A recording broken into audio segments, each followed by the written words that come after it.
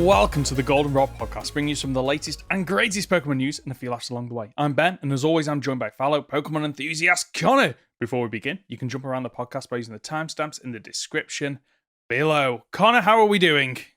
I am doing fantastic, mate. Noting that this might be the most information we've ever had to go off of for a podcast. I know. As far as Scarlet and Violet is concerned, I feel like this week we have had just so much info dropped on us. Just loads thrown at us, which makes sense. We're into the final month before launch. It makes sense that this is the part where they want to throw as much information as they can to kind of hammer home, yeah, you should be buying this game. We hope you're excited to play this game. And it's been a relief for me. I don't know if it's the same for you, because I like to think over the past few weeks as we've been discussing it, well, the past few months, that I've been quite realistic. There's things that's irked me, there's things that I've been excited for, and it's almost like been peaks and troughs where at times I'm really excited for it. There's times where they've released something and it really disappoints me. I'm at a really big high at the moment with the information that has been released, which we're going to talk about in the podcast. And I just want to say this is looking like it is shaping up to be a fantastic Pokemon experience. Do you feel the same? Absolutely. I mean, let's face facts. The last couple of, 2-3 weeks, we've been a little bit down. We've been a little bit like, I'm not convinced by what's going on here. I'm not sure if I like it. And our biggest argument has been, give me gameplay footage. Yes. This isn't it. I really hope this isn't it. Yep. If this is it, it's not good enough.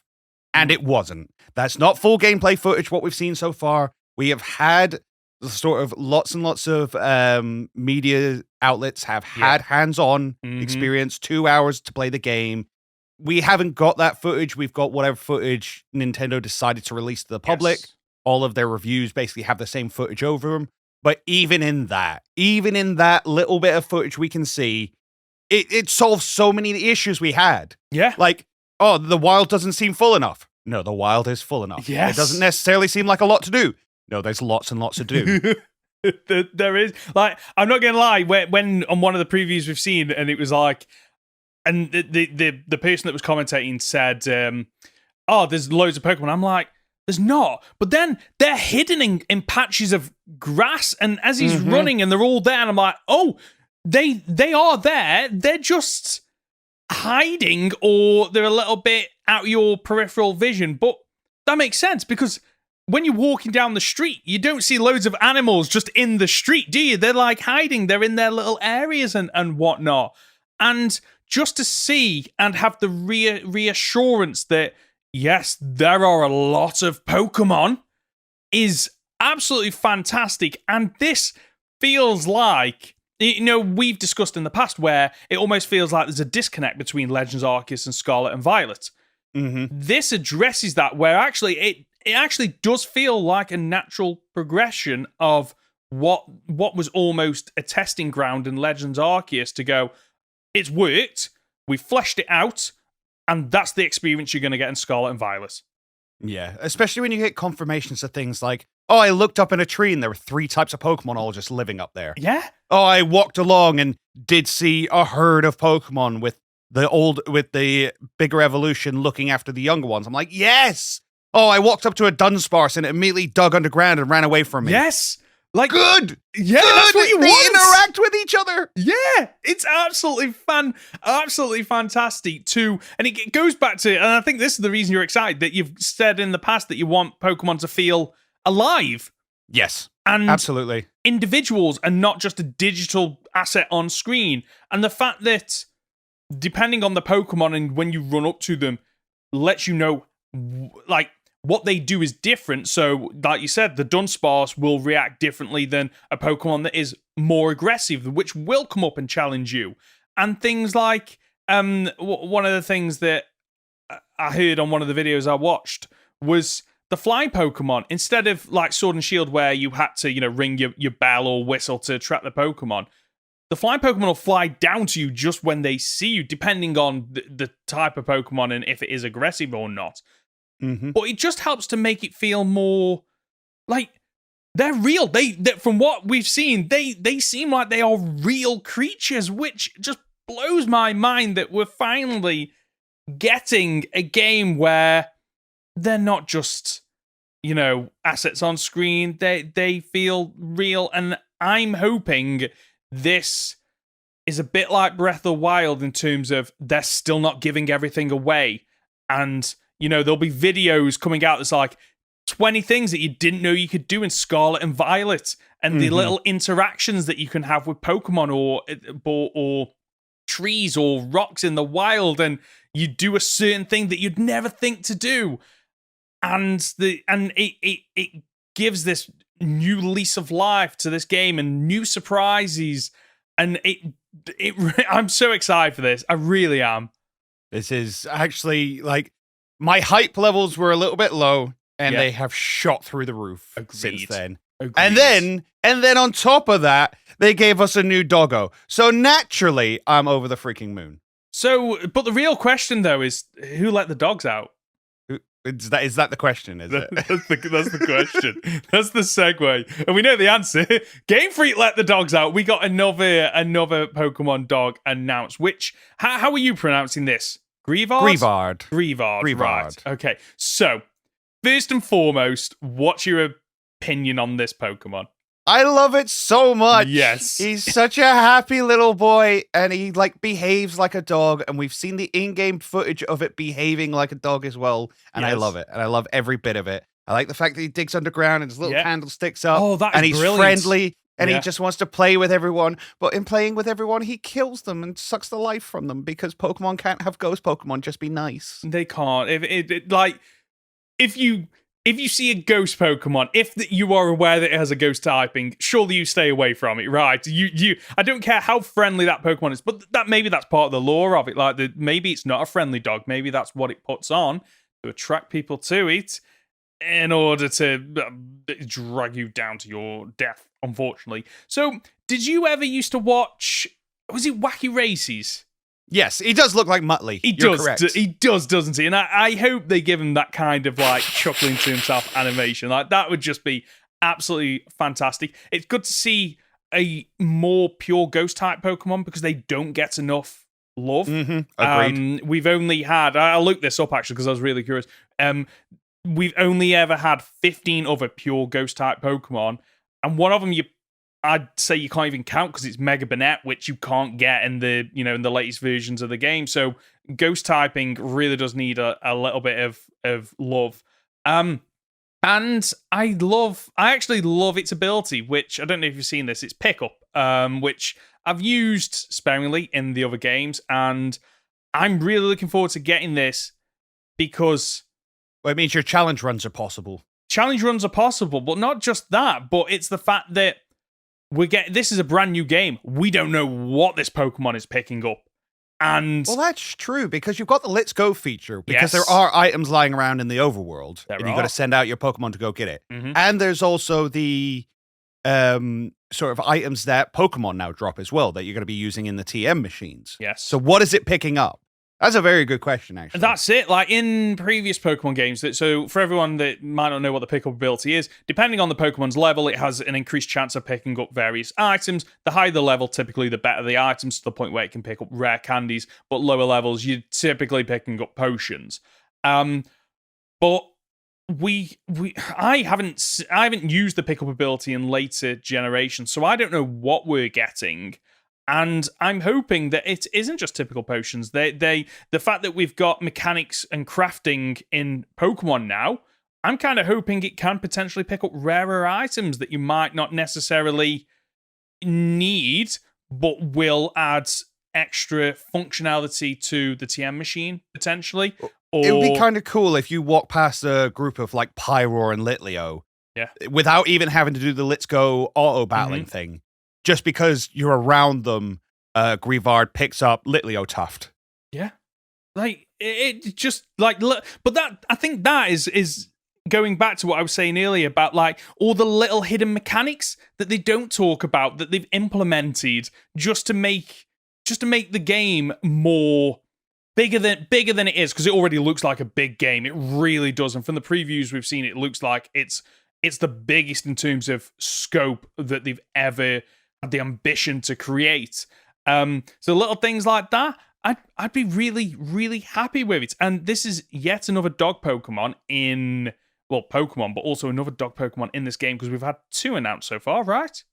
Yeah, but I definitely prefer this one to Fido. Agreed. Fido's got the better name, Yeah, but I definitely prefer this Pokemon. I think its design is a lot smarter. I think it's a lot more affectionate and just... Yes. I'm a big fan. I'm a big fan of Greavard. Me too. And I'm hoping I'm looking forward to seeing its evolution because as someone that really loves the Gen 3 games, must say, Poochyena, really like that. Mightyena was a bit lackluster. I'm hoping this doesn't repeat that, and I'm hoping we get something that is fantastic. I'm imagining if this is Ghost type, linking in with like mythology of I think it's Greek mythology. You know, Cerberus, the 3-headed dog that guards the gates of hell. Cerberus is an option. Yeah, like if we get something like that. So it could go down the route of Hydreigon, 1 head, 2 heads, 3 heads, potentially. I mean, if I've called that here, I'm very happy. But yeah, absolutely loving that. Shall we... I think on that note of inspirations and stuff like that, there is lore about a white or a dog spirit. I think it's Central America, I want to say off the top of my head.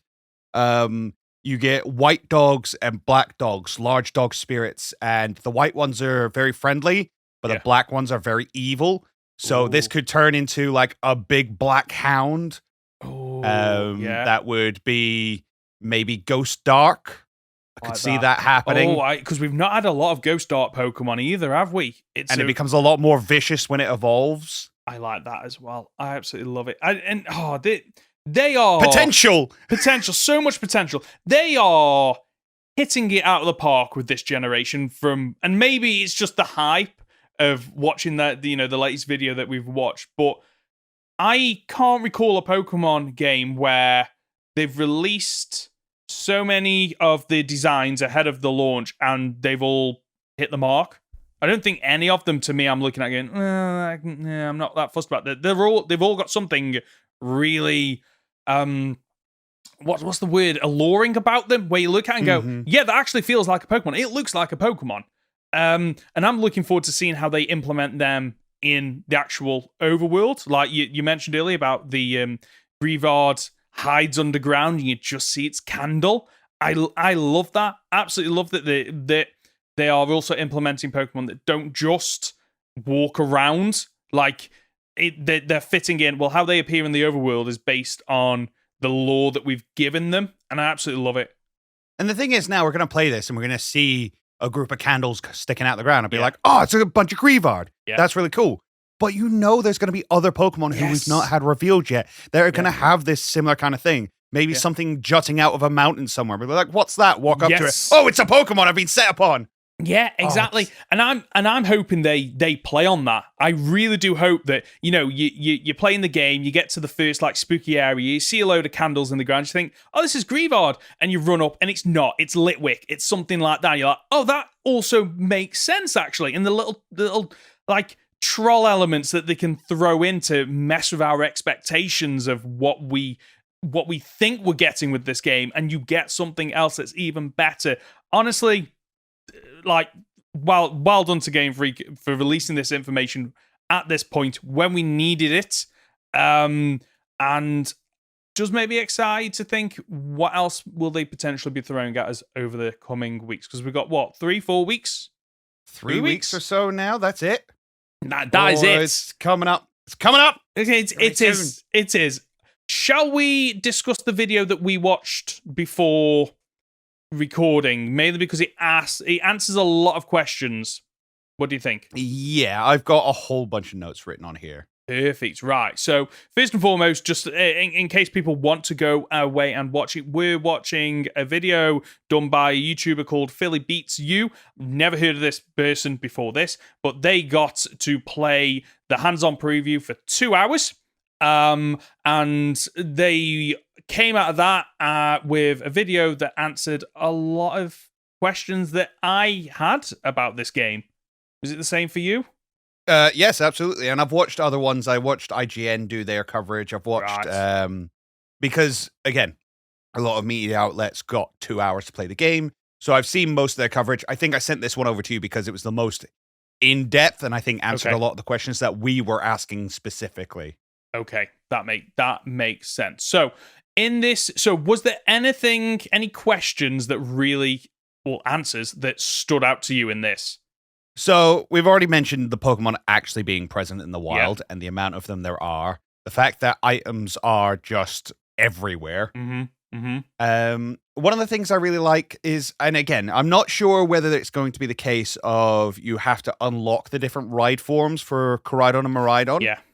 But the ability to switch between them looks so simple. Yes. Well, that was one of the issues with Legends Arceus. I loved the implementation of the ride Pokemon, but I must admit, sometimes it was a little bit difficult navigating between them because there was 4. It's when you'd land and you're suddenly, I'm Sneasler. Yes. It's like, why would I be Sneasler? I want Yes. to be on my fast Pokemon. I want to be on Weirdeer as soon as I land. Yeah. And you then got to switch between them. And this fixes that because instead of having to... I'm hoping that it's smart enough because you've only got one Pokemon. You don't need to switch between them. And basically, you're running as you approach a wall. It knows to automatically go up. As you approach water, it automatically changes to, the ability to swim. And then if you jump off a high cliff or something like that, it knows, you're probably going to want to fly rather than just free fall down. So agreed, that stood out, which was absolutely fantastic. I think one thing that stood out to me that they mentioned is that you can throw your Pokemon out to initiate a battle, which I quite liked. Yes, and you get benefits for doing so. So you can backstrike, much in the same way as you could in Legends Arceus. So if you're going up against a Pokemon that's faster than you, if you sneak up behind them, because we've seen the sneaking mechanic is still there, throw your Pokeball out and hit them from behind, you catch them off guard, so you get the first attack. Brilliant. Oh, that is just absolutely fantastic. I love that. Another thing that stood out to me is they've sped. It seems like they've sped a lot of it up, which yes, absolutely was a huge. I didn't notice that in Legends Arceus. It felt like it flowed well in Legends Arceus, but BDSP I think was a prime example of where it felt very slow. You go you walk around, it triggers an animation. All right, now you're in the Pokemon battle. Now you have to select things and you throw your Pokeball. You have to wait. It has to do its 3 shakes. From the footage we've got, it's very much which is kind of funny considering how much faster BDSP was than Diamond and Pearl. Agreed. Which were some of the slowest games we've ever had. Definitely. Something else that stood out to me, which I don't know how I feel about this, is they've removed trainers locking eyes with you and forcing a battle. So you have to physically approach the trainer and talk to them to initiate the battle. So I was a little bit mixed on this as well, but the explanation I've had for it is a case of, well, no, you're exploring the world. Everything happens at your pace. If you want to fight someone, go fight someone. If you don't want to fight someone, don't go out of your way to not fight them. Just go past them. Just ignore them. It's fine. You can do everything. And the idea is that nothing in this game is going to stop you doing what you want to do. Yes. If you are heading in a certain direction, nothing's going to stop you from doing that. No. Which is fantastic. And again, that comes back to the whole you just press A again to glide, and then you can just fly over everything. You can jump, you can ride, you can swim. Nothing's going to stop you going from where you are to where you want to be. Yeah. That's so cool. It is. It's absolutely fantastic and that ties in with the 3 different routes that you can go. And I don't know when they will have implemented that, whether or not it's at the start, whether or not it's during, the build, or whether or not it was later on. But it makes sense with what you just said about just being able to go off and do your own thing, that if it was just gyms, then that kind of hampers that because, okay, I know I can go off here and explore, but at some point I'm going to have to come back and do gym 1 of 8 gyms, whereas actually now you don't. It's, okay, you go off and, at some point maybe you do want to do gyms, but before you can do that, it's not just about catching Pokemon. You've got your other 2, the Titan Pokemon and Starfall Road that you can go off. On top of what I'm expecting is a lot of exploration of, what's that cave over there? What's that beach over there? What's that island over there? And just letting the players just basically create their own experience. That's the major vibe I'm getting from this, where you and your best friend might play this game separately, but you're going to have different experiences, and it's going to feel like your journey. Which I mean, go on. Did you ever hear that the original idea for Pokemon was to have everybody's journey be completely different? Yes, there was supposed that to be it was all supposed to be like procedurally generated, Yes. effectively. Like there was I think it was this year I read that, where there was supposed to be originally like 53,000 versions of the original Gen 1 games, which like, and people have done that. People have proved that this is doable, because in I've seen Gen 3 do it, where the doors are random, so depending on which door you go in, you'll appear somewhere else. I know that's not exactly the same as procedural generated, but it proves that there is some functionality underpinning it, where actually you could make it where someone's journey is different than someone else's.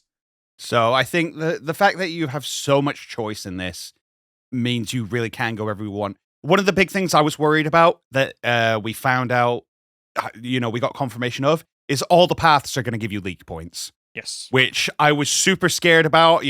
When I saw that league points were how you bought TMs, I was like, oh, is it only the Pokemon League that's going to be able to progress the story? Am I not going to be able to just go and do whatever I want? I actually do have to come back and do the gym battles. But no, everything gives you league points. All the different paths give you league points. That's so good. I'm so happy with that. Yeah.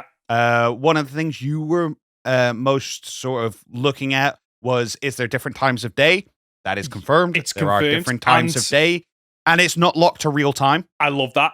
I'm happy, because there is nothing more infuriating, and when I've done Nuzlocke in the past, and the time and date, depending on what time you are playing on your computer, affects the time in the game, which sometimes locks you out of some of the Pokemon that I'm going to go shiny hunt that one because it's really powerful. And then you load up the game. It's like, I saw that when it was daytime. It's now nighttime. Therefore, I'm not going to be able to get that Pokemon. I love that this resolves that, because it doesn't matter if I'm playing on the Switch at night or the day.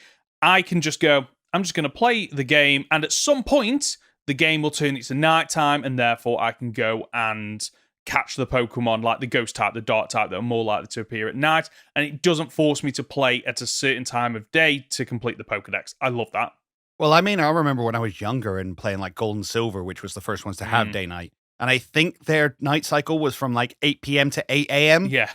Which I'm not allowed on my Game Boy on. No. At that age. So it's like I never got to play at night. Oh, okay, that's a great example. So I love that. No mention of, at least the video we watched, there's no in-world mention of horde encounters or what's the other word that they use to describe it? I can't remember. I'm stalling for time. I'm thinking horde encounters. People know what you're talking about. Yeah. So no confirmation of that. Mass outbreaks. Mass outbreaks. That's the one. No confirmation of that. But from the videos we've seen, like, you maybe don't even need that, because you go to a wild area and you've got a group of Pokemon just naturally there, like the Slacking and the Vigoroth and whatnot. So maybe they're not. Hopefully you won't see a mass outbreak of Pokemon who roam around isolated, because it doesn't make sense. No, which is great, and that's more to what I want. Like, I only want to see a group of Pokemon if that particular Pokemon lives in groups. Yeah, exactly, because like the mass outbreaks in Legends Arceus, it was a great catching mechanic, but in real world, it doesn't really make sense, does it? Because this Pichu is over here, but the Pichu wouldn't naturally live there. Like, that doesn't make any sense. Whereas in this, it feels like, okay, we're not going to do that, because naturally the Pokemon are in groups anyway, in the natural habitats you would expect them to be in. And one of the video that we're watching from Philly Beats You mentioned that like before he got to play this hands-on, he looked at the trailers to see where the Pokemon were in the trailers, to see if that matched up with the gameplay that he got to play, and it did, which is fantastic, because it kind of assumes that they have gone down the route of, okay, this is the area, and therefore, these are the type of Pokemon you would expect to find in there. So, for example, the Venonat isn't found in the middle of a desert. Like, they've really thought about this. And I know you mentioned this a long time ago on the podcast, where they do put thought into, okay, these Pokemon will appear on these routes because of this situation. Yeah, and it's good to because this is the environment they live in, and this is who they Yes. feed off in that environment Yes. and that kind of stuff. And the fact that we've gone open world and they're still adhering to that is fantastic. Absolutely love it. What do you think of the UI for the battle? Is it growing on you? It's a little.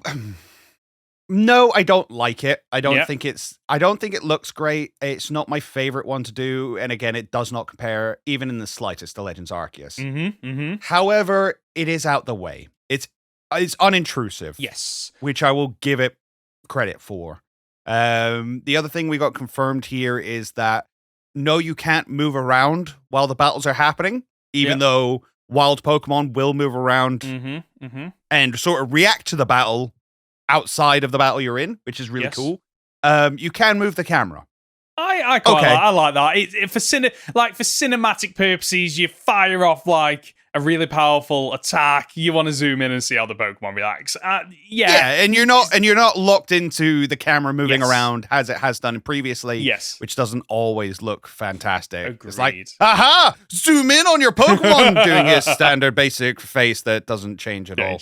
Isn't this dramatic? I do like that. I did like the animation of when they terrestrialize and you get all the spinning elements around it. That was a nice little, which is a shame because that looks fantastic, but then parts of the UI is a bit lackluster in my opinion, but I know I have spoken with people that do like it. One thing that I did like though is the when it pops up with the experience and it all shows the Pokemon on the left and they've got the BDSP style images for each of the Pokemon. I do like that. That does work for me.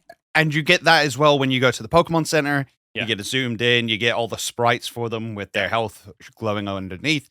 It's minimalist. Yes. It's not my favorite UI, but it is minimalist. It does seem unintrusive. I do like it. So one thing that we haven't had confirmed, and I don't think this will be possible, but with the amount of customization that they have loaded into this game, makes me wonder if maybe we might go back to the original Pokemon games where you could change the frames. And I know that some of the older RPGs, you could change the color of the boxes. Not Pokemon, but other JRPGs. You could change the boxes. I see what you're saying. So maybe, just with the amount of customization, maybe that's going to be possible. But that's something that I wouldn't make a huge amount of difference, but it's not something that's been confirmed. I don't think it's the case, but I would love that. Speaking of customization, the player customization, how your character looks. It's so in-depth, and I love it. And this is one of the things I'm so excited about because I released a video a month or so ago now saying like 5 weirdly specific things I want to see in Pokemon. Yeah. And one of the last things on there was I want gender-neutral customization. Yes. I want my male character to have long female style hair. I want to wear whatever clothes I want. I just want it all to be open. And it very much seems to be that way. You know, you can go from a buzz cut to the longest hair you can possibly have. Doesn't matter. We've literally seen characters who would, be male passing, go into the customization and come out female passing. It's fantastic. And I think in one of the last trailers that we got, there was, you had the 3 different trainers doing their, and the voiceover was talking about, this trainer's doing this trainer's doing this trainer's doing this. And the first one was he, and the second one was she, and the third one was they. Very specifically was referred to by the voiceover artist as they the whole time. So is gender neutrality coming to Pokemon? Not sure, but you can certainly look however you want. That inclusivity is absolutely fantastic to let people be who they want to be, because thinking back to Sword and Shield and Legends Arceus and even further back to Sun and Moon, where it was like, here are your 4 male, 4 female, slightly different hair colors and slightly different skin colors. Like, I'm none of them. Like, no, like let me customize. And this allows you to do that. It seems that the moment you start the game and you get your typical, are you a boy, are you a girl, what's your name, shows how you look, and you can go in and you can customize pretty much everything: hair, eyes, eyebrows, smile, facial features such as freckles, how your character kind of looks is just all there for you to basically do what you want with, and then change the majority of that on the fly. It seems that the only things that you can't change on the fly are clothing, which kind of makes sense. And hair color. And hair color also kind of makes sense, that you would need to go somewhere to do them. I'm okay with them. That makes sense in Worlds. You wouldn't just, if you in real life, you wouldn't be sat there in a park going, I'm going to dye my hair a different color right now. You'd have to go off and do something. So I'm absolutely perfect, fine with that. It's fantastic. I think where this customization is really going to shine is the camera functionality, which looks great. Yep. I do want to give up one gripe about the customization, though, and it is a very small one, but it's the fact that you have to accept it before you can see what it looks like. You don't scroll down and see what it looks like and then accept. You accept and then see what it looks like. So, very minor gripe. Yes. But I've got to have one. You've got to get in a gripe. And it's a bit strange, really, where they've mentioned about they want a game that's very fluid, and you'd think that wouldn't, like, this kind of goes against that premise because it isn't fluid, because like, oh, okay, I like that one, press A. Oh, no, I don't like that one. Next one, oh, press A. So, yeah, it's a minor gripe. I think, to be fair, once you've set up your character, you're probably not going to be that fussed about that issue. No, but you can. If you are, you can. And that in itself is fantastic. Exactly. But the camera feature, they showed a lot more of this as well, in terms of they were just walking around town, just taking photos, like showing the camera, the front-facing camera of just Pokemon that were just there, just doing the little things. And the quality looks fantastic. Does look great. I mean, you can set this, I'm pretty sure you can set this as like your Pokedex background, your Rotom phone background and stuff like that. But the idea that you can take pictures with your friends, you can all do the emotes like on the fly. You've got a whole emote menu that you can use. It's going to be fun. I'm not going to use it probably very much personally. I'm thinking the only time I'm going to use it is maybe at the start, just so I've got that initial picture. At some point, because I do want to play multiplayer on this and play against other people, makes me think that whatever you take as a photo can be a sign. You know, Sword and Shield, you had a kind of card, so I'd imagine that must be functionality that's included. But then also just I want to try and get thumbnails. Oh yeah, thumbnails. Didn't think about that. Thumbnails is probably the one I'm going to use it for most. And obviously trying to get those quirky photos of, you know, oh, I'm at the end of the game, I'm battling a legendary Pokemon, or I'm about to battle the legendary Pokemon. Pull a funny face. Yeah, pull a funny face. Like, oh, I'm in the back. It's in the background. I'm happy. I'm scared. I'm like, something like that. Something a little bit quirky. I would absolutely love that. One thing that this video didn't answer, but I've read that you do see shiny Pokemon in the overworld. Yes, that was confirmed by Sarah B. Joe, who was the first person to find a shiny Pokemon in this game. Wow. Unfortunately, is not allowed to keep it. I heard about that. That's so cruel. Like, come on. The odds are that low, and yet you're not letting him keep it. Brutal. But shiny Pokemon are confirmed to be shown on the overworld. Yes. So you will know a shiny Pokemon before you run into it. Yeah. Which... that it just makes sense. Like the fact that was functionality in a few of the most recent Switch games makes sense that they would bring that to this as well. Which also means that as we've got terrestrial Pokemon in the overworld, sort of with different terrestrial typings, yes, you're going to be able to shiny hunt those as well. Yes. What else is there? What else have you got while I'm scrolling through the video?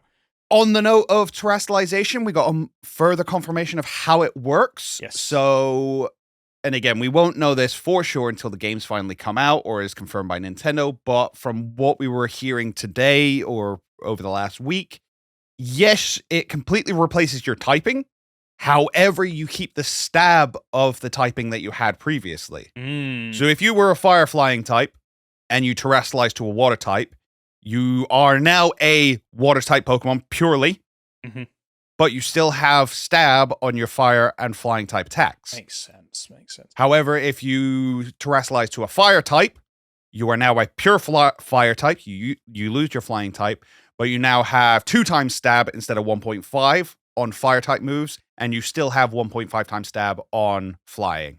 So that's really interesting how that works. And I think the ability to flip it up or to change it up on the fly is going to be huge. I think it's going to actually, we've talked a lot about how it's going to change competitive. Yes. But I actually think it might change your game experience. It's not just an auto win button like Z moves were. Yes. That you just click it and go. There's a lot of thought that needs to be put into it. And it's going to, actually change your experience of these games as you play through them, which is great. Agreed. It's fantastic. I think personally, am I a bit gutted that it doesn't add the typing? Like, oh, you're a fire type, you're terrestrialized to a water type, you're now a fire water type. How complicated yeah, well, would it be, though? that was going to be my point, because, like, one's if you're a Pokemon that already has 2 typings, and we know that if they were going to add a 3rd typing to Pokemon, some of which do desperately need a 3rd typing, it makes sense. How complicated that then becomes, like you say, because, okay, your 3 typings, now we need to, like, work out what are you actually weak to, what you strong against. So it does make sense that they've just gone, that is now your primary and only typing when you terrestrialize. I'm okay with that. And you know what? From me thinking about me playing this game, I'm actually okay with that, because now I know that, okay, you're now that typing and I know your strengths and weaknesses, rather than, okay, this thing has 2 to 3 typings and trying to do the mental gymnastics in my head to figure out what are you weak to? What are you strong against? So I'm okay with that, personally. One other thing that I've just got on screen now, and I absolutely love this, is the and it's just a small little thing, but it's the fact that they've shown love to it, is the Pokemon healing screen, and just how it kind of shows your Pokemon, the Pokeballs, the healing up. I love it. I absolutely love how this looks, and it's a little thing. It really doesn't make a difference to your gameplay experience because you know what your team of 6 are, but it just looks so cool. I love it. It's just another point of interaction for you to see your Pokemon. Yes. Yes. There's a weird part that came from the experience share being always on. Is that Pokemon could be in your party and they could be there for type coverage, really. You'd use them when you specifically needed them. But they never really felt like yours because you never saw them very often. Yes. So the little moments where, you see them when you're healing, you see them when you go into the party, you see them when you throw them out into auto battles, they feel more like your Pokemon because you're using them constantly. Definitely. I absolutely love that. We got more explained to us on auto battles as well. Yes. Where it's the type and level advantage that means the most as to how well you do in the auto battle, which is great. The experience you get from them is lower. Makes sense. I'm also happy with, because we were a little bit worried, like, is this just going to replace battling? Is it going to be worth the same? No, it's not worth the same. But you do get the items that the Pokemon drop, which are used for TMs and stuff like that. I feel like they have to be used for more than TMs as well. I think so as well. I don't know what, and I've not really got any ideas about what else they could be used for, but surely, yes, they must be, because otherwise you're going to get to the point where you're auto-battling a lot. You've got a lot of items which are only craft 2 TMs, which maybe you don't want, and suddenly your bag's full of all these items. So, maybe they will be used for something else. I just don't know what.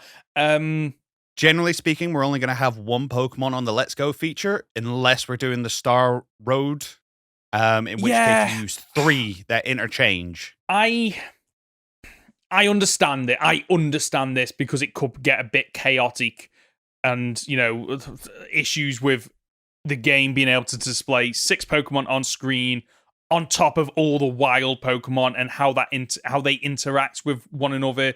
I can understand why they've gone with the one option. But it wouldn't surprise me if in later games, Gen 10 onwards, we maybe get more Pokemon as they learn more about these features and how they implement them. Because I'd imagine how we've discussed in the past where, Game Freak are fantastic at giving you a new feature, but then they take away like 2 features for every one that they add.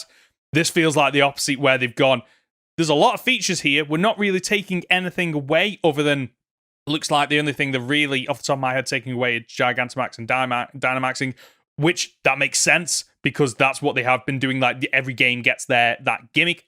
Fine with them taking that away. But they've thrown a load of other features. So I'm okay if they are taking baby steps with a couple of these new features because like Legends Arceus was a testing ground, I'm sure this is also, they are testing features that they want to evolve and develop for Gen 10. Absolutely okay with absolutely. That. And the thing is, Gen 10 needs to be big. It has to be special. Yes, agreed. It needs to be, a culmination of all the big things from the previous Pokemon games. Speaking of things that features that they are bringing back and haven't really developed or changed, is the XP share always being on. I'm mixed about this again, mainly because it depends on how I'm playing the game. If I'm playing the game in my own personal time, yeah, XP share always on. Absolutely happy with that. Love it. If I'm playing a Nuzlocke, maybe not. I don't want it on, but it's fine. It doesn't make or break the game for me. It just changes the way that you play it. And it makes sense that they've implemented it for the when we've mentioned that they've mentioned about, they want the game to flow. It makes sense that you haven't got to, right, I've got a Lechonk that's level 3 and the rest of my team are level 20. I've got to go out and grind the Lechonk. You can just keep it in the back and slowly it'll build up its levels and now it's a useful part of the party. It makes sense. I understand why they're doing it. Yeah, I mean, again, it's one of those things of, I understand the gameplay style that they're going for, but it upsets me that it's not a choice. Yes. There should always be more choice available to us. I don't, bury it in the options, so it's hard for people to turn on by accident. Yeah. That's fine, Agreed. But make it an option. Agreed. I agree with you there. And that's definitely functionality they can do, but they've made a decision. I'm not surprised that it's always on. Like, the writing was on the wall that is where we were going with Pokemon for the last couple of generations. But fine, whatever. Talking about experience and something I am still slightly worried about. Yes. Again, we watched through Philly Beat's cover of it, and he said he walked up to fight Brassius and was over-leveled. Yeah. Not a... And the idea was that, well, your Pokemon are higher level than you would be at this part of the game. It's like, okay. Right. Did the gyms not scale then? No. Because there's a couple of ways it can go. It can either scale to your level, which it clearly doesn't, or it can scale to the amount of gym badges you have. Yeah. Now, he was told by a Nintendo employee, you're higher level than you should be for this part of the game. Does that mean for the amount of badges you have? Does that mean for the amount of story quests you've completed? Yeah. Or does that just mean at this part of the map where you're exploring? Well, that's it. Like, I'd imagine there must be locks in place to, you start the game, right, you can go wherever you want, which is a brave choice, but it does open it up to, okay, before I even do any of these 3 paths, I'm going to explore, I'm going to fill out my Pokedex, and suddenly your Mon's level 30. Right, I'm going to start the gym challenge. Oh, the first gym leader's level 10. Oh, this isn't really a challenge anymore. And the fact that they've not mentioned anything about scaling makes me think scaling isn't in-game, which that like, out of all the issues with this game, which it doesn't look like there's many of anymore, that is one issue for me personally, because I do want it to be a challenge. I do want there to be parts where, okay, I've built up this team. I want to go against the first gym leader and go, okay, right, am I going to win this? What are they going to bring out? And it's a shame, really, because I feel like it wouldn't be that difficult to either do level scaling based on the average party of your team, or just make it so that, okay, depending on where you are in the game and what you've done, they get level boosts, and therefore, if they get level boosts, they also learn the moves. I can't imagine that'd be difficult to implement, but I'm not a game designer, so I don't know. But it is a bit disappointing that it doesn't seem like we're getting any kind of difficulty modified depending on where you are in the game. Yeah, especially seeing as, again, I was watching another gameplay review who was talking about the fact that when they played through, the wild Pokemon were in this one area that they were allowed to explore were between level 10 and level 30. Yeah. So it's not like each area is locked to a certain level. There are differing levels amongst the area. Fantastic. Love to see it.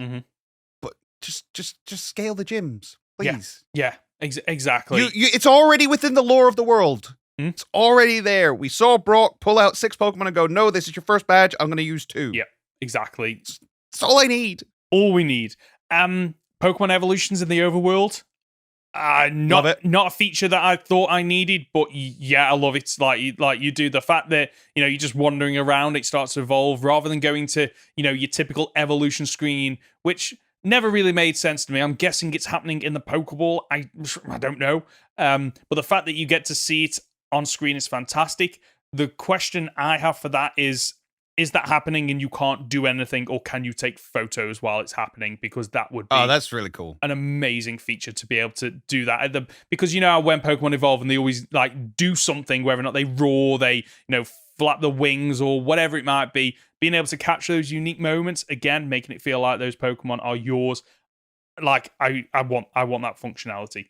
Something else. We've had it confirmed that moves and stuff you're going to be able to learn as you want.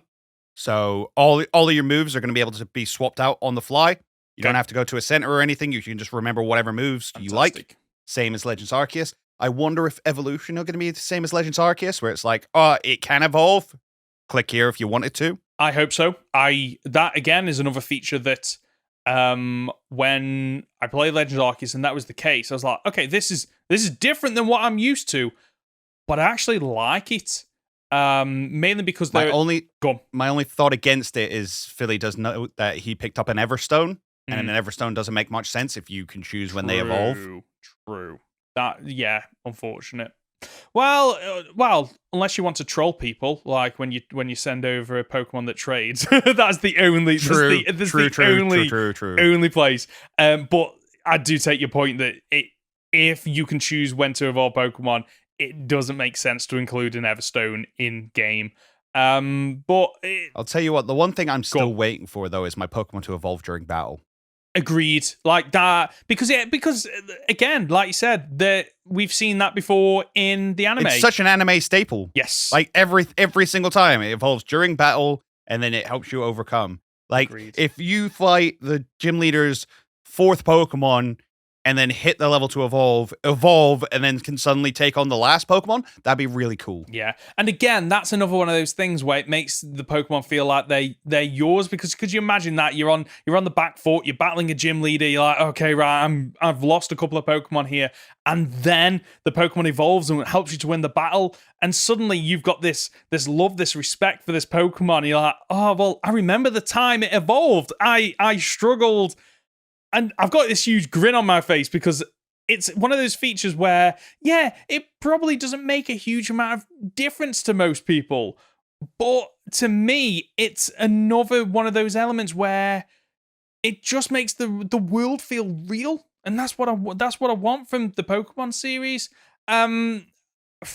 Maybe Gen 10. Who knows? What else? What else was there that stood out to you? Was there anything else? Honestly, I'm running out of things. Again, time changes faster. There was a suggestion that there was no way of changing that. Yes. I would be surprised if that was the case, because again, Legends Arceus, you were able to go lie down in a tent and switch the time up. I think if you're going to have time not relate to real world time, there needs to be a way to change it. Agreed. Just go lie down in a bed. That's an RPG staple, so that should definitely be a thing. What I took from that was... I read that as you can't change it by going into settings, going into your Switch settings. Like there's no way outside of the game to change the time. Surely there will be a way, like you say, to rest or whatever, and that will force a time change. Because the way they implemented it in Legends Arceus was great. I love that, because it wasn't just do you want to rest and it's suddenly night or day. It was just a little bit, or you could rest until the day changed, which I love that functionality. The only other thing I have noted here then is that we still don't necessarily know how breeding works. They're keeping very tight-lipped on that, which makes me think they're mixing it up. Because if it was just a case of, there's daycare centers, like, why would you want to withhold that information at this point? But the only thing I can think of is that the reason they're holding that back is because, yes, there are daycare centers, but also they want people to do the breeding or egg finding mechanic in the picnic, and in the picnics, because there's something different or unique about that. So the shiny odds will be higher. Yes, the shiny odds for picnic Pokemon will be higher. There will be definitely something that makes you want to use the picnic function, and the only reason I think that is because the cooking minigame in Sword and Shield, like it was just there. It was great to do once or twice, but then beyond that, I've never used it because there's no real benefit to it. Whereas surely they've learned from that and gone, surely you don't go, okay, the cooking minigame was nice, let's bring it to Scarlet and Violet, but let's not make any changes to it. I can't see that. Like we've said, they want to try bigger and better things, so surely they go, okay, let's build on what we implemented in Sword and Shield and add functionality to it. I did hear someone mention that, the cooking or the sandwich making thing is fun, but I'd only do it once if it wasn't for the buffs it gave me in the overworld. Yes. Which is fascinating. That the idea that, they're worth doing. Yes. The other thing as well that I heard is that the affection mechanic, which I personally am not a fan of. Are we talking about the BDSP affection mechanic? Yeah, yes. The BDSP, the fact that it can avoid moves and cure itself from poison and stuff like that, seems to be locked to the showering of your Pokemon. So when you wash them and stuff like that, that's where the affection's going to come into it. Yeah. Which, again, is great because if you look after your Pokemon, they love you more. Yeah. Cool. Like it. But it's also really easy to avoid if you don't like that mechanic.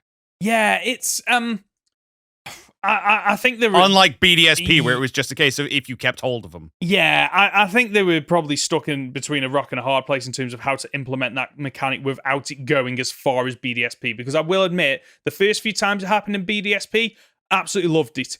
When you're doing a challenge video and you avoid multiple attacks and survive on 1 HP, despite already only having 1 HP, felt a little bit cheap at times. So I'm okay with them almost locking that behind a functionality, because then it's, if for people that do want to maybe make the game as hard as possible, they don't. It's one of those things where, okay, I don't need to worry about this, feeling like I've cheated the game in order to getting the benefit from the affection mechanic. So I'm okay with that. The only other thing I've got to say on it is, from what we've seen, the lighting looks phenomenal on some of the Pokemon. Like seeing Lucario use Aura Sphere, and like the weight changes, like the lighting reflects off Lucario, and the Magnemite that I've seen in the sun, and the shine and the change of the colors. It looks fantastic. It's looking really good so far. Yeah, I agree. And again, they have confirmed that what we were seeing in the English trailers and stuff was a development copy. Which, and I think that's what a lot of people were playing as well.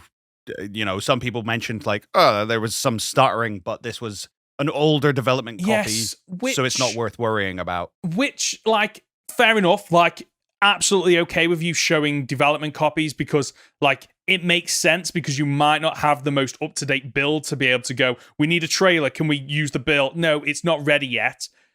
But let people know it's a development copy. Let them know, okay, this was taken from footage 6 months ago. And maybe they're thinking, oh, we don't need to tell people that. People know that surely this is it's several months out. People are going to assume, oh, the game isn't finished yet. But let people know that, surely. Yeah, give me that gameplay footage. It's not final. That's a little that's all you need. That you're allowed to use, and I like it. Yeah, exactly. Use it. I don't get why that wasn't something. I don't know. Anyway, but so overall, let's give it a hype rating on a scale of 1 to 10. How hyped are you to play this game now? 8.5. 8.5. Okay, it's about 9 for me. So it's good to know that we're on the same wavelength. There are a couple of questions that we still have.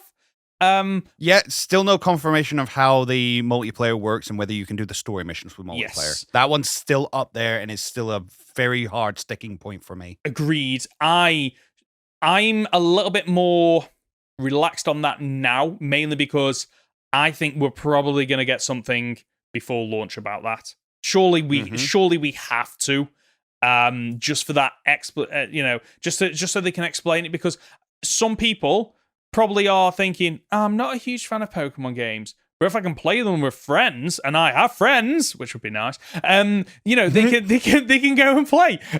So I think we must be getting a multiplayer trailer and probably a couple of other Pokemon information releases, whatever you want to call it. But the fact that we are, I want to have a look now how many weeks we are until. So it releases 1 to 3 weeks tomorrow, 3 weeks today as of releasing this podcast. So that's probably 2 more weeks they can get information out. Maybe 3 if they really want to go hard on the final week. I think we are getting. And the thing is, they've done lots of like trailers for people who are invested. Yeah. I think what we're going to see over the next couple of weeks is more normie trailers, if that makes sense. It'll be footage that we've already seen, but presented in a slightly different way to just attract the average consumer. Definitely. I can't wait to play this game, and I cannot wait until we do the podcast where we get to review it. And just to know, over the past couple of months, were some of the things we were saying validated? Were some of them blown out of proportion? Were some of them, addressed? I can't wait to play this game and just to review it as well. And I hope everyone that's listening is excited for that as well. And let us know. Are you after watching this? Are you excited? And are you going to buy this game? Are you up for it? I should really pre-order this game at some point. No, you're not allowed. You've said you're not allowed. I'm running out of time. So on that point, because I want to play it on release date, what do you typically do? Do you pre-order it? Do you download digital? Do you go out first thing in the morning? What do you do? So the last couple of times I have pre-ordered it for delivery. Yes. And it hasn't arrived soon enough for me to do the gameplay. So I've then bought it digitally. And I think the last couple of games I've pre-ordered, Lewis has ended up with them. Oh, wait, look that. So I got the pre-order bonus. Yes. And then downloaded the digital copy and then gave him my physical copy once it arrived. Nice. Okay. Oh, that's nice. That's nice. So I'm planning on recording content on day 1 of this, and I've booked the day off to play it. But you do get to that point where you're a little bit worried. Do I buy it from a store, digitally? Not digitally. Do I buy it online for delivery? There's the risk that you don't get it until the postman arrives at 12 o'clock on the day. Mm-hmm. But there's also the benefit that you might get it the day before, which is always nice. But then digital download as well. My internet connection is rubbish where I live. I really don't want to, digitally download it and then it's a case of, oh no, it's not, you can't download it in advance. You literally 12 o'clock comes and then you download it. I would No, usually with digital download, you can download the game as soon as you buy it, but you just can't access it. See, if I can do that, and I'm not a huge fan of getting digital games typically, but on the Switch, I'm okay with it, mainly because Switch games tend to keep their value. So there isn't as much of a benefit of getting a physical copy. What I'm probably unless you want to sell it. Yes, unless you want to sell it, which these are the type of games where I don't actually want to sell it. I've made that mistake with all my old Pokemon games where I've sold them, regretted it, and then suddenly the price of them goes up astronomically, and physically it's not feasible to buy them at the cost they want. These are games that I am going to be keeping, so physical, digital, I'm okay with either of them. And the way I see it is you're just having a very valuable Switch. Yeah, true. That's a really good point, actually, where you have got all these games loaded on your Switch. It's another reason to keep it, because I've done the same in the past where I've sold the consoles. Like the Wii, I've bought about 4 times now, and I've learned from that. Keep the Wii, because there's always family that come around and go, should we ever go on the Wii? Yeah, let's have a go on the Wii. So I don't know which I know which version I'm getting, but I don't know how I'm going to get it. I think, to be quite honest with you, I'm probably just going to wake up first thing on the Friday morning, pop down to the local shops, which is 10 minutes away, and buy it from there. That's fair. So you're not interested in any of the pre-order bonuses that are out? Well, the berries. So the only one. No, there are some that are there's the not berries, digital content. There's the flying. Oh, not digital content. What is there? Content. Oh, go on. So you get the steel books. You get there's figures. I think if you order from Japan, you get a specific card and stuff like that. We might have to do an entire podcast episode on pre-order bonuses and which one we think are worth it. I'd be okay with that, mainly because I really want to rant about the berries. That's fair. Like what?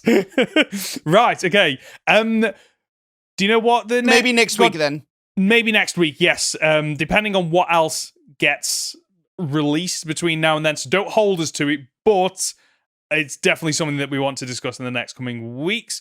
So, should we move on to our next segment? Yes, indeed. Fantastic. So it's that time again where we continue watching Pokemon Master Journeys and discuss the latest 3 episodes. So we're starting off with episode 10 of Rollicking Roll. So, what do you think of the episode?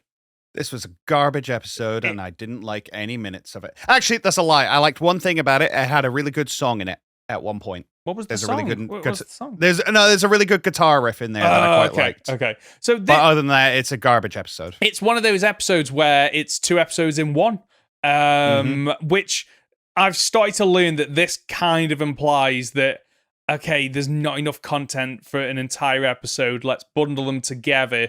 But I feel like even doing half an episode on these is a little bit of a waste because the ideas aren't strong enough in them. Yeah. They're a little bit slapstick. There's no real development. I mean, the first one is basically a Gulping getting stuck on the team, on Ash and Go, and they can't dislodge the Gulping, and then we get basically. Did you ever play that game on Xbox? Beautiful Katamari. Katamari, that's the one where you're just building and building as things roll into one another, and just the slapstick that happens because they happen to roll up it was an Alakazam, wasn't it? Which then uses its psychic powers to fly it all over the place.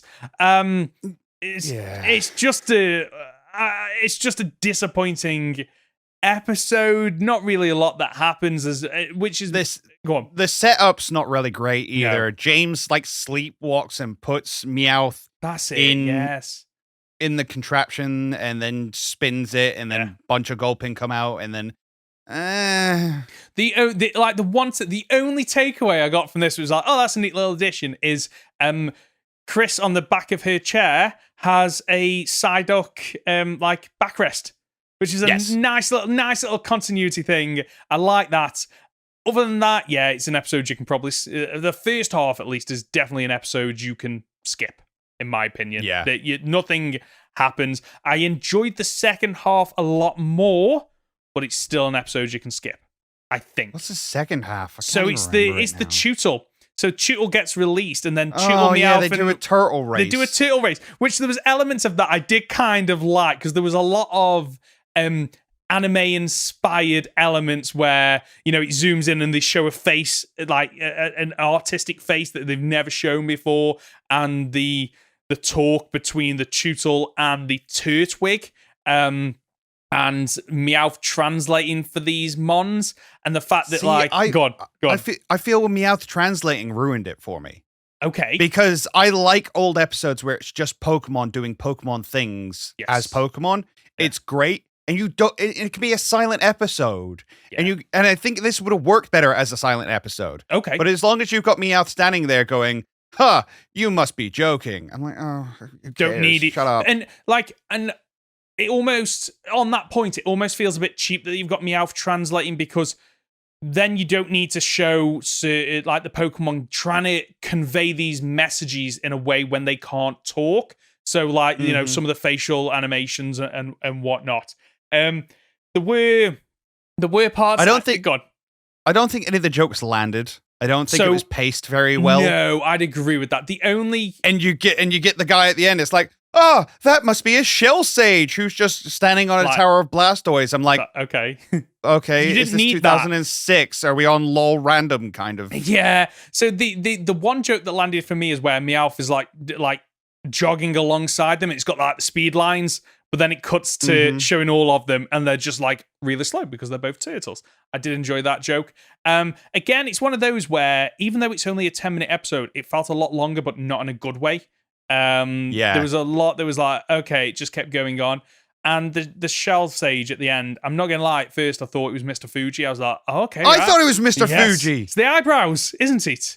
Yeah. And it's like, okay, so what's that got to do? Oh, it doesn't have anything to do with anything. Nothing to do with it. I was like, okay, fine, whatever. It's one of those episodes where, I don't know if you feel the same about me as, like, sometimes it can be a bit of a rush to watch these episodes, make notes, ready for the next podcast. And this is one of the episodes where I was like, I feel like I've wasted my time a little bit. I watch these sometimes because Netflix does speed change on your phone. Yes. So I'll watch it at 1.5 times speed. And this was one of those ones where I was like, am I missing the timing of these jokes? Right, okay. So I went back and rewatched it at 1 time speed. I was like, no, they're just poorly timed jokes. Yes, some of They're them just are. not very funny, and none of this really works for me. Yep.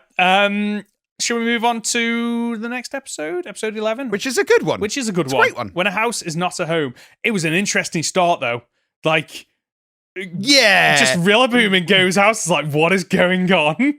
Go has a prophetic dream about Yes. a bunch of Rillaboom giving him a Grookey. Which, how does that make sense? Like, is it the scent of Grookey maybe that he knows and he connects it with Rillaboom? It's just a really weird connection between. Yeah. He happens to have a Grookey sleeping on his own, on his arm, and he dreams about Rillaboom. What I did like about it though is that, and it's really strange. This is it raises a question: is that Go wakes up, it's the Grookey, and he tries to catch it, but it's Rotom that tells him off, saying this Pokemon's already been caught. Which is a cool little nod because, again, we do get that in the game. And usually it's trainers will throw themselves in front of Pokemon and be like, hey, don't be a thief. But how does so that... I like the idea that the Rotom knows. Yes. But that's the question is, how does the Rotom know? It must be an energy signature that ties it to a specific Pokeball. Life energy. That's what it is. And yet, later on, Grookey Yes. breaks his Pokeball, Yes. and then it's free to go. Like, how does... So that implies there's an element of a Pokemon can decide if it doesn't want to be caught. But Yeah. But then, like, that opens up further questions of Team Rocket have caught all these Pokemon and are using them. So are they okay with Team Rocket's cause and what they use them for? It opens up a can of worms that I don't think they expected it to. Yeah, how much of this is slavery? Yeah, pretty the much. ultimate question when it comes to Pokemon. How much of this is slavery? Because I know Grookey breaks out, but is that based on length of time because he's maybe not been in that ball for as long and therefore it's easier for it to get out? Is it the will of the Pokemon? Is it their desires? Like it opens up a lot of questions which I don't think the story writers were probably expecting 2 random blokes on a podcast to start talking about. I mean, but you bring it back to Charizard, who was... Yes. Charizard's always a weird one because he was kind of released by his trainer. Mm-hmm. Yeah. So he's free for Ash to catch, but then had the boosted XP that you get from a traded Pokemon and then stopped listening to Ash as if it was a traded Pokemon. But he was able to catch it in his own Pokeball. So the consistency just isn't there. No, definitely not. Definitely not. One highlight for me on this is when Grookey is just being a menace and hitting people with its stick, and it tries to go up against Mr. Mime, who once again steals the show. And the way it's just blocking and dodging Grookey's attack like it's a martial art expert is fantastic. I do like it. I love Chaos Agent Grookey. Yes. And I'm here for it. I'm ready for it. Definitely. I do think now, though, that we've got Grookey as, like, the mischievous child. Yes. I think it's time for Sobble to grow up a little bit. Agreed. So this episode and a few others have kind of highlighted that Cinderace is kind of getting left behind a little bit. Not in terms of like, okay, where do the developers go? Where does the show go with Cinderace? Because it's evolved. Like, where do you go from that? It's overcome a lot of the obstacles that it had. You've seen its final evolution. Like, okay, let's give Grookey and Sobble time to shine, but that is at the expense of Cinderace. Yeah, unfortunately. So the story progresses. And we find out that, like we've already mentioned, that Grookey was one of Team Rocket's Mons, which escaped their machine by pure coincidence. And one thing that really struck me is when they find this out, Go just flat out asks, are you really a member of Team Rocket? Like, you can't be that naive, surely, that, like, Grookey has had a say in this. That's what. Yeah, I mean, Team Rocket, the team known distinctly for stealing Pokemon. Like that. Like, I'm okay with him asking a question. My problem is the question he asked. Why would it not be like, oh, so you want to run away? Do you want us to help you? Do you want us to help you to get away from them? Like, it just seems like a really weird question for Go to ask.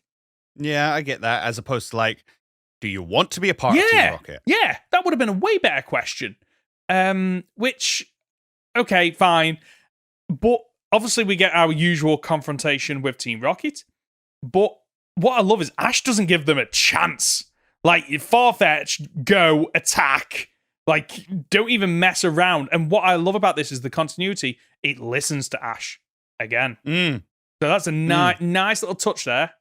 Yeah, they've been through the chivalry training now. Yes. So they're getting there. They're getting there, and it only gets better in the next episode, obviously. It does. Before we jump onto that, I just want to because there's a little thing that happens with the Pokeballs as well, where Grookey is technically a member of Team Rocket because I can't remember if it's James or Jesse. Literally just hold up the Pokeball and say Grookey return, and he doesn't have a say in it. It's forced to return to the Pokeball. Yep. But then later on in the same episode, Grookey's able to avoid that. The return thing where, you know, the energy that kind of jumps out and it lands in the spot where Grookey was and Grookey's moved on. There's a lot this episode. I'd love to do an episode just on like the catching and Pokeball mechanics and how that works, because there's a lot of conflicting information or further questions raised on how this works. But the overall takeaway from this episode is Go's got all 3 Galar starters. He has indeed, and fair play to him. You know, again, I think we've mentioned before, I don't think Ash needs starters anymore. Agreed. I think it works really well for Go to have them. Yeah. I think they've all been shown very well. I think they've all had really good personalities. Yep.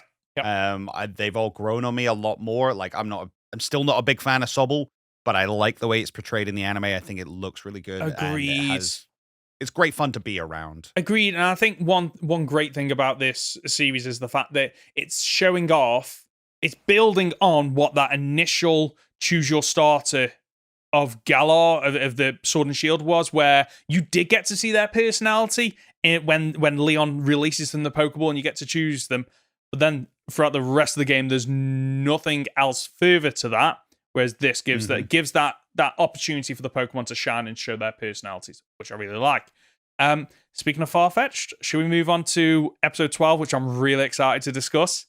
Because it's an Ash episode. It's an Ash episode, but it's not just an Ash episode, it's a Farfetch'd episode as well. And straight away, I kind of knew where this episode was going because it starts with Sizzle training with Farfetch, and I thought, okay, we've kind of been planting the seeds in the last few weeks where we've watched these episodes, and we kind of know where this is going, especially because Rinto turns up as well. Rinto turns up, the rival of Farfetch, not Ash's rival, it's Farfetch's rival, shows up with his Gallade, and has now entered the Coronation series, which is really cool. And I like the way they were like, oh, I didn't get a message last time we were around. It's like, no, I've literally only just entered. And I'm now in the great class.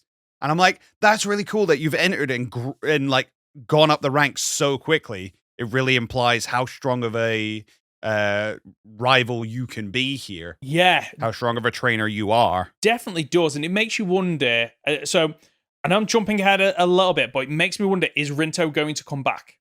I don't think this is a one and I say one and done. He's been in a couple of episodes now. Surely he has to come back, right? I don't know. I think the goal was to get to the end of this episode, and then that's Rinto done. I can understand that. I'm coming from the perspective of, okay, so he's entered this tournament, and we've seen that a lot of battles are 1v1, especially in the lower ranks. But part of me thinks, is that because is that limit put on because he only has the Gallade? Is it because, like, lower ranks, you don't want large, full-scale battles for the writers or the animators? And for me, like, yes, we've seen that during this episode, Farfetch manages to take the next step, which I love. But the fact that Gallade can also take another step, i.e. Mega Evolution, I would love for them to challenge, okay, evolution doesn't necessarily guarantee that, Sirfetch'd has reached its peak. How do we take that Pokemon even further? So I would like to see Rinto come back with Gallade having taken another step and seeing that rivalry overall take one more final step. Okay, I see what you're saying. I don't necessarily know if it's going to happen. I think Rinto is done. I think he has taught Ash all he can. And the fact that Ash has beaten him now. Yeah. For instance, we know B's coming back. Oh, yeah. We 100% know B is coming back because they ended their last match on a draw. Yeah. Whereas this, it's like Ash lost. Yeah. Ash won. Yeah. He got the evolution through it. Yes. Spoilers. He got the evolution. The aim of this rivalry is complete. We don't need him anymore. No. I can understand that. I think you're right. We're not getting him back. It doesn't take away from the fact that I would like to see him back and see that next step. But speaking of evolution, should we talk about the evolution and how we get there? It's so good because, so Farfetch'd gets its leak cut in half. Which, okay, right. I was like, oh, this is something because that is never.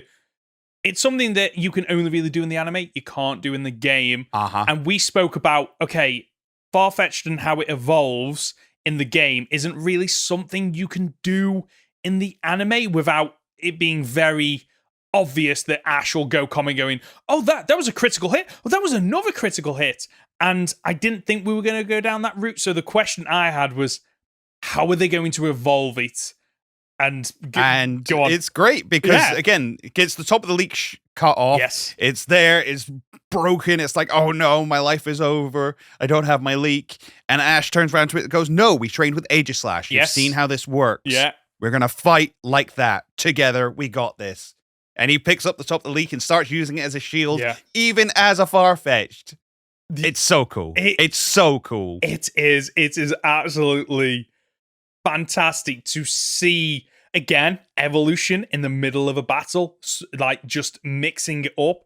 I love the fact that this evolution felt so natural, and it felt like, okay, the reason it's able to evolve is because it's overcome, like if it's based on a knight, and a knight isn't just about attacking, it is about protecting and defending others as well. And the fact that once he almost figures that out and starts to do it, then it evolves.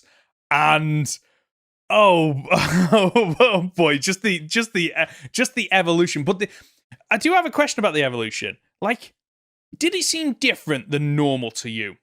Like how it was animated? Yes, because it's like covered.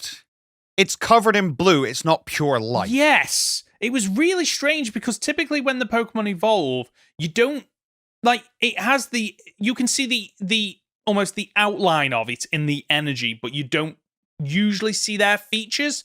Whereas this one was very much, it's evolving, but we're deliberately showing you the features. It felt different than normal than how it's portrayed in the anime. Yeah.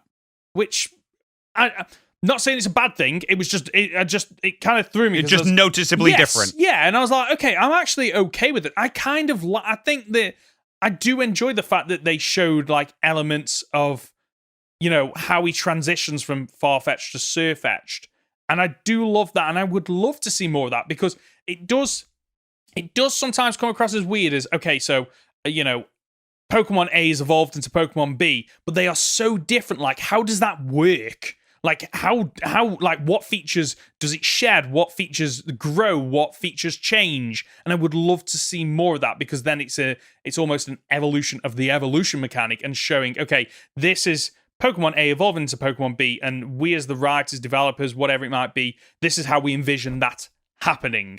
So I'm okay with how it happened. And of course, like, Sirfetch'd gets a power boost. But what I do like about this is also Rinto's Gallade has the justified ability, which gives it a power boost as well. And some of the animation during the fight was absolutely fantastic. And obviously, Ash wins. I mean, typically, if a Pokemon evolves mid-fight in the anime, it's an instant win. It's a sign that they are winning, right? I don't think we've ever seen it where a Pokemon evolves mid-battle and they lose, which if we did get that, that would be a shock. But Ash has got a fully evolved team now, hasn't he? Yeah. Well, obviously, other than Pikachu. But the only place I could potentially maybe see that happening, and where it might feel right, is obviously Lucario can Mega Evolve. Maybe okay, Ash is back on the front foot. Mega Evolution. It's not enough. Like maybe that's what we might see. Thinking about it now, I think we might see that later on. Not that I know. I've not skipped ahead. Not read ahead. I'm going into this as blind as I can. The only thing that I knew about this series was Ash's team, for the most part, and like there's no more. Like it's all surprises from here on out from me. So let's see, off the top of my head, so he can do like G-Max Pikachu. Yes. He can G-Max Gengar. Yes. He can Mega Evolve Gengar. He can Mega Evolve Lucario. Yes. And then there's a whole bunch of Z moves. Obviously, he's got his special Pikachu Z move, which will no doubt be used the most because it took down freaking Tapu Koko. As you do. It's just overpowered as anything. But he has all the Z crystals available to him. Yeah. There's a lot this boy can do going forward, and I'm looking forward to it. Me too.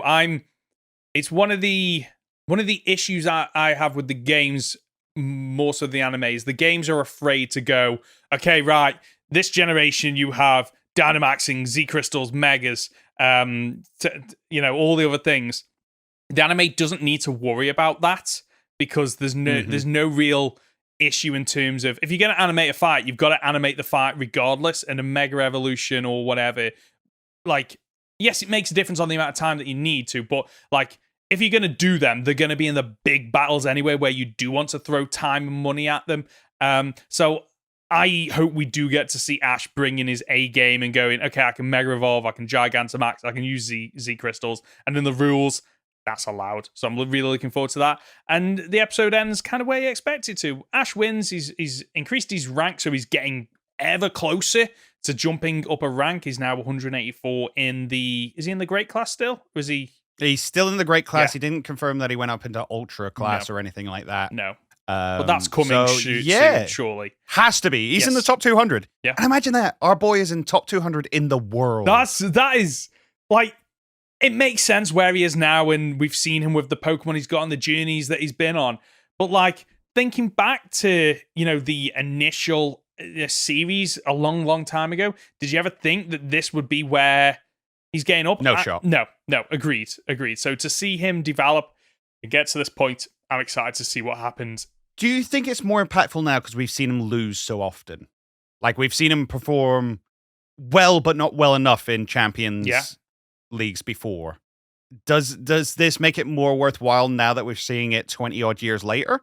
It feels very different. It feels more earned. So in the I'm thinking back to in the original anime where obviously he battled, I can't remember the trainer's name, but he sends out his Charizard against the Pikachu and the Charizard flower refuses to fight and he gets knocked out of the tournament. The fact that he was in that tournament looking back now, felt a little bit more unearned. At least this feels like the wins feel like they're earned rather than, okay, it's a matter of story progression. Whereas those original series, it almost feel like he probably shouldn't be. He didn't even earn his bunch of his badges. Exactly. Misty gave it to him. Brock gave it to him. Yeah. Sabrina gave it to him. Exactly. And the fact that he got to the quarterfinals, was it in the original? It was. Oh, I can't even remember. I can't 100% remember. Quarterfinals is ringing a bell in my head somewhere. Like it didn't feel like he deserved to get there. To be quite honest with you, the trainer he was back then probably didn't even deserve to get into the championship to be in the league. Yeah, exactly. Whereas this feels like he's earned the right to be where he is, and I'm looking forward to seeing where he goes, and it feels earned.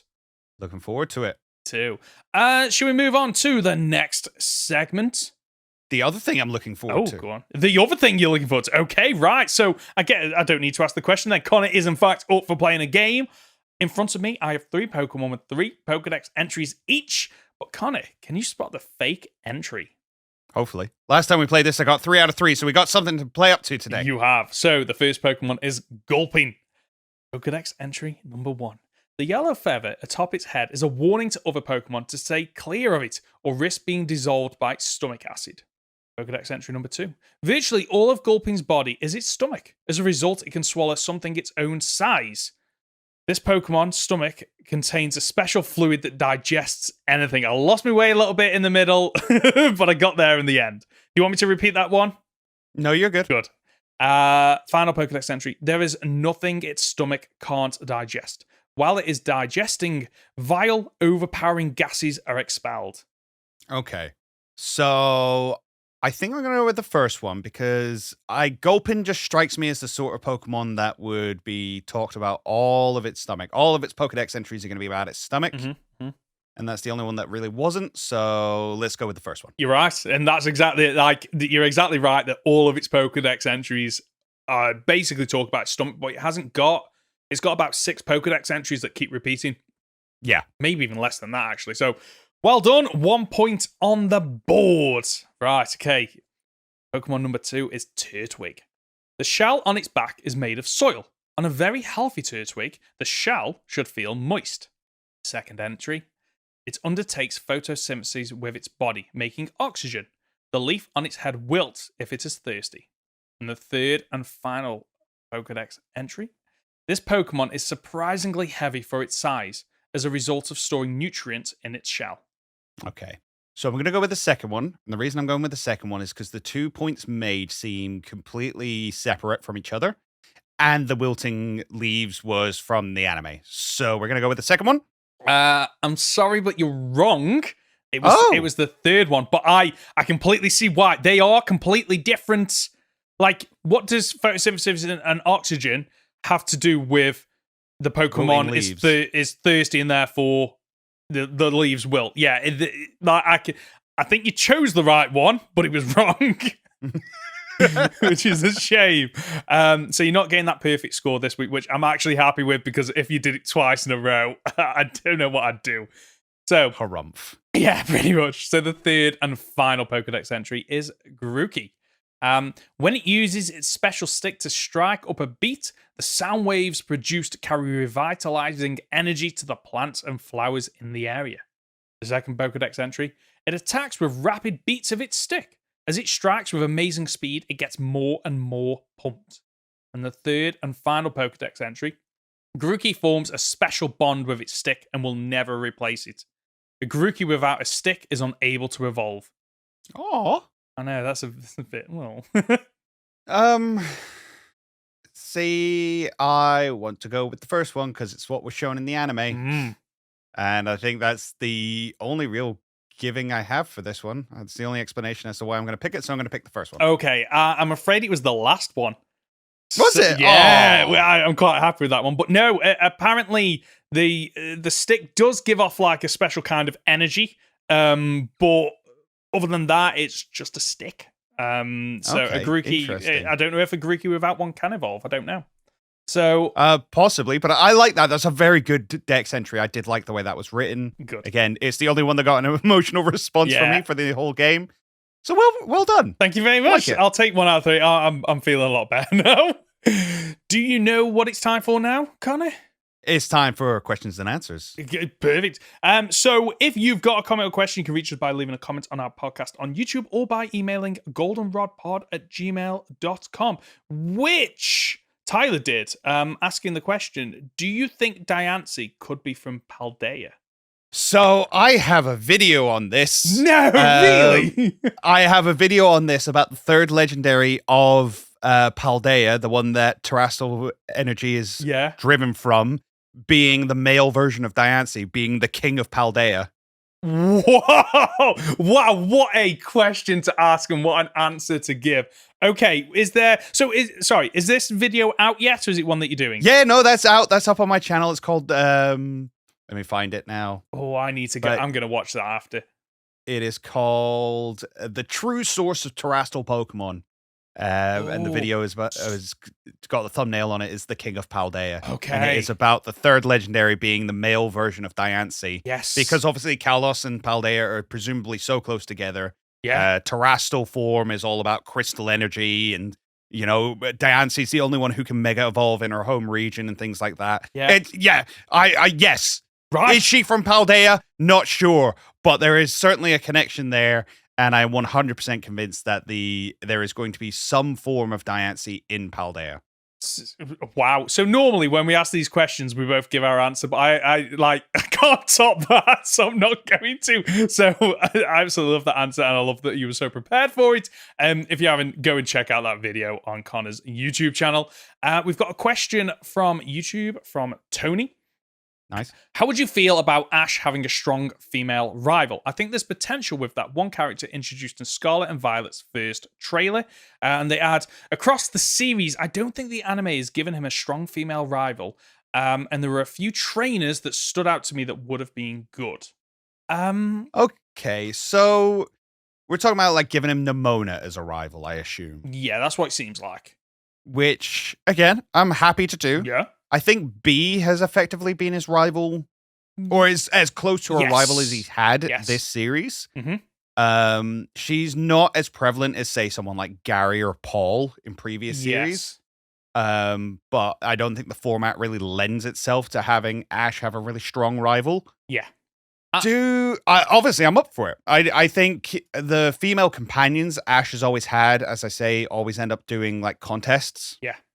I think Misty was the last trainer female that he wandered around with. So it's about time that he had a strong female companion who was also after the title. Yeah. Was also trying to be a champion. But then I can just imagine it.